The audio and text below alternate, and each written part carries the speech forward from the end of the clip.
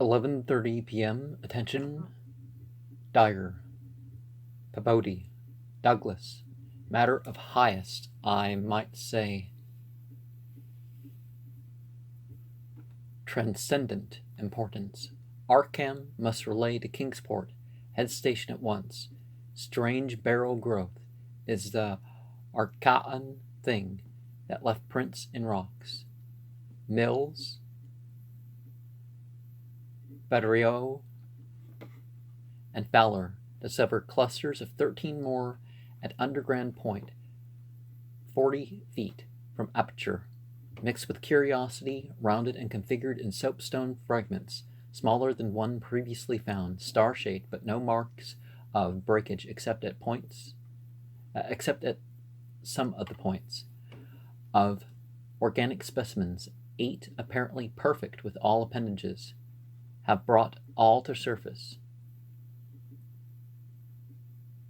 leading off dogs to distance. They cannot stand the things. Give close attention to the description and repeat back for accuracy. Papers must get this right. Objects are 8 feet long all over, 6 foot, 5 ridged barrel torso, 3.5 feet central diameter, 1 foot end diameters, dark gray, flexible, and infinitely tough. 7 foot membranous wings of the same color, found folded, spread out of furrows between ridges. Wing framework, tubular or granular, of lighter gray with orifices at wingtips. Spread wings have serrated edge around equator, one at central apex of each of the 5 vertical stave-like ridges are 5 systems of gray light flexible arms or tentacles found tightly folded like to torso, but expansible to maximum length of over 3 feet, like arms of primitive crinoid. Single stalks, 3 inches diameter branch after 6 inches into 5 substalks, each of which branches after 8 inches into 5 small tapering tentacles or tendrils, giving each stalk a total of 25 tentacles. At top of torso, blunt, bulbous neck of lighter gray with gill-like suggestions, holds 5 yellowish, 5-pointed, starfish-shaped, apparent head covered with 3-inch wiry cilia of various prismatic colors.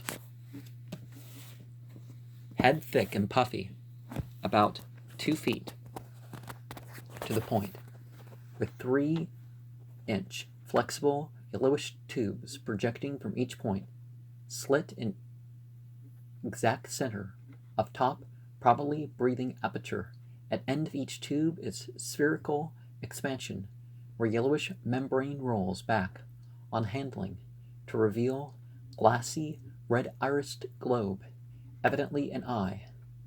5 slightly longer reddish tubes start from inner angles of starfish-shaped head and end in sac-like swellings of same color, which, upon pressure, open to bell-shaped orifices 2 inches maximum diameter and lined with sharp white tooth-like projections, probably mouths. All these tubes, cilia, and points of starfish head found folded tightly down. Tubes and points clinging to bulbous neck and torso. Flexibility surprising despite vast toughness. At bottom of torso, rough but dissimilarly functioning counterparts of head. Arrangements exist. Bulbous gray light pseudoneck without gill suggestions holds greenish, 5-pointed starfish arrangement. Tough muscular arms, 4 feet long and tapering from 7 inches diameter at base to about 2.5 at point. To each point is attached small end of a greenish 5-veined membranous triangle, 8 inches long and 6 wide at farther end. This is the paddle, fin or pseudo-foot, which has made prints in rocks from 1,000 million to 50 or 60 million years old.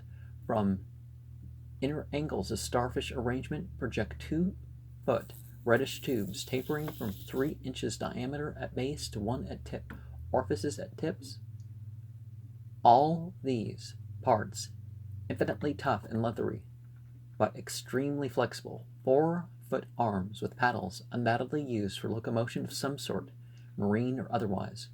When moved, display suggestions of exaggerated muscularity, as found all these projections tightly folded over pseudo-neck and end of torso, corresponding to projections at the other end. Cannot yet assign positively to animal or vegetable kingdom, but odds now favor animal. Probably represents incredibly advanced evolution of radiata without loss of certain primitive features. Echinoderm resemblance is unmistakable despite local contradictory evidences. Wing structure puzzles in view of probable marine habitat, but may have use in water navigation. Symmetry is curiously vegetable-like, suggesting vegetables essentially up and down structure rather than animals fore and aft structure. Fabulously early date of evolution, preceding even simplest Archaean protozoa, hitherto known, baffles all conjecture as to origin. Complete specimens have such uncanny resemblance to certain creatures of primal myth that suggestion of ancient existence outside of Antarctic becomes inevitable. Dyer and Papaudi have read Necronomicon and seen Clark Ashton Smith's nightmare paintings based on text, and will understand when I speak of elder things supposed to have created all earth life as jest or mistake. Students have always thought conception formed from morbid imaginative treatment of very ancient tropical radiata. Also, like prehistoric folklore things Wilmarth has spoken of, Cthulhu cult appendages, etc. Vast field of study opened. Deposits probably of late Cretaceous or early Eocene period. Judging from associated specimens, massive stalagmites deposited above them, hard work hewing out, but toughness prevented damage. State of preservation miraculous, evidently owing to limestone action. No more found so far, but will resume search later. Job now to get 14 huge specimens to camp without dogs, which bark furiously and can't be trusted near them. With 9 men, 3 left to guard the dogs, we ought to manage the 3 sledges fairly well, though wind is bad. Must establish plane communication with McMurdo Sound and begin shipping material. But I've got to dissect one of these things before we take any rest. Wish I had a real laboratory here. Dyer better kick himself for having tried to stop my westward trip. First, the world's greatest mountains, and then this. If this last isn't the high spot of the expedition, I don't know what is. Were made scientifically. Congrats, Pabodi, on the drill that opened up the cave. Now will Arkham please repeat description? The sensations of Pabodi and myself at receipt of this report were almost beyond description. Nor were our companions much behind us in enthusiasm.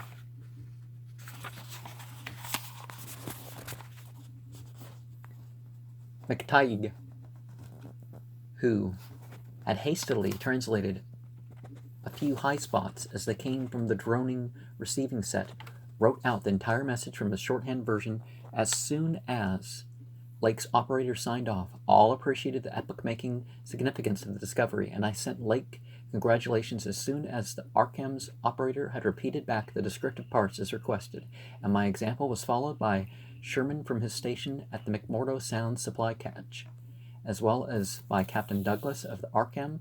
Later, as head of the expedition, I added some remarks to be relayed through the Arkham to the outside world. Of course, rest was an absurd thought amidst this excitement, and my only wish was to get to Lake's camp as quickly as I could. It disappointed me when he sent word that a rising mountain gale made early aerial travel impossible, but within an hour and a half interest again rose to vanish disappointment. Lake was sending more messages, and told of the completely successful transportation of the 14 great specimens to the camp. It had been a hard pull, for the things were surprisingly heavy, but 9 men had accomplished it very neatly. Now some of the party were hurriedly building a snow corral at a safe distance from the camp, to which the dogs could be brought for greater convenience in feeding. The specimens were laid out on the hard snow near the camp, save for one on which Lake was making crude attempts at dissection. The dissection seemed to be a greater task than had been expected, for despite the heat of a gasoline stove in the newly raised laboratory tent, the deceptively flexible tissues of the chosen specimen, a powerful and intact one, lost nothing of their more than leathery toughness. Blake was puzzled as to how he might make the requisite incisions without violence destructive enough to upset all the structural niceties he was looking for. He had, it is true, 7 more perfected specimens, but these were too few to use up recklessly unless the cave might yield an unlimited supply. Accordingly, he removed the specimen and dragged in one which, though having remnants of the starfish arrangements at both ends, was badly crushed and partly disrupted along one of the great torso furrows. Results, quickly reported over the wireless, were baffling and provocative indeed. Nothing like delicacy or accuracy was possible with instruments hardly able to cut anomalous tissue, but the little that was achieved left us awed and bewildered. Existing biology would have to be wholly revised, for this thing was no product of any cell growth science knows about. There had been scarcely any mineral replacements, and despite an age of almost 40 million years, the internal organs were wholly intact. The leathery, undeteriorative, and almost indestructible quality was an inherent attribute of the thing's form of organization, and pertained to some Paleogean cycle of invertebrate evolution, utterly beyond our powers of speculation. At first, all that Lake found was dry, but as the heated tent produced its thawing effect, organic moisture, a pungent and offensive odor, was encountered toward the thing's uninjured side. It was not blood, but a thick dark green fluid, apparently answering the same purpose. By the time Lake reached this stage, all 37 dogs had been brought to the still uncompleted corral near the camp, and even at that distance set up a savage barking and show of restlessness at the acrid, diffusive smell. Far from helping to place the strange entity, this provisional dissection merely deepened its mystery. All guesses about its external members had been correct, and on the evidence of these, one could hardly hesitate to call the thing animal. But internal inspection brought up so many vegetable evidences that Lake was left hopelessly at sea. It had digestion and circulation, and eliminated waste matter through the reddish tubes of its starfish-shaped base. Cursorily, one would say that its respiratory apparatus handled oxygen rather than carbon dioxide, and there were odd evidences of air storage chambers and methods of shifting respiration from the external orifice to at least 2 other fully developed breathing systems, gills and pores. Clearly it was amphibian and probably adapted to long airless hibernation periods as well. Vocal organs seemed present in connection with the main respiratory system, but they presented anomalies beyond immediate solution. Articulate speech, in the sense of syllable utterance, seemed barely conceivable, but musical piping notes covering a whole wide range were highly probable. The muscular system was almost preternaturally developed. The nervous system was so complex and highly developed as to leave Lake aghast. Though excessively primitive and archaic in some respects, the thing had a set of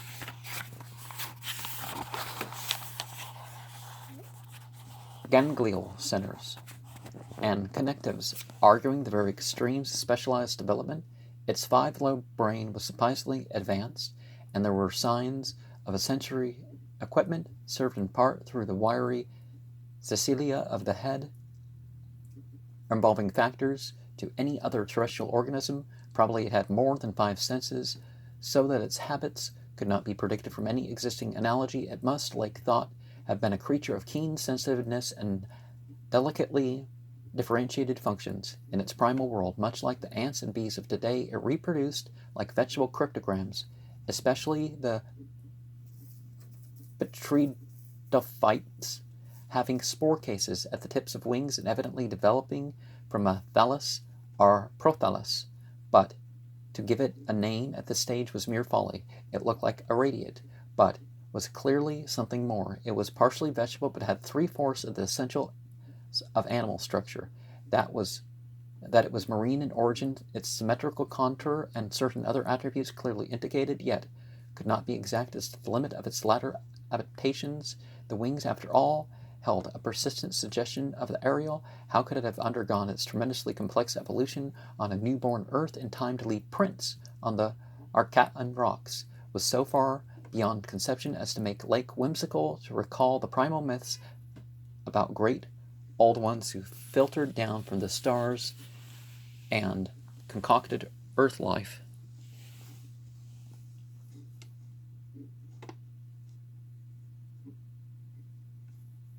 As a joke or a mistake, and the wild tales of cosmic hill things from outside told by a folklorist colleague in Miss Catonic's English department.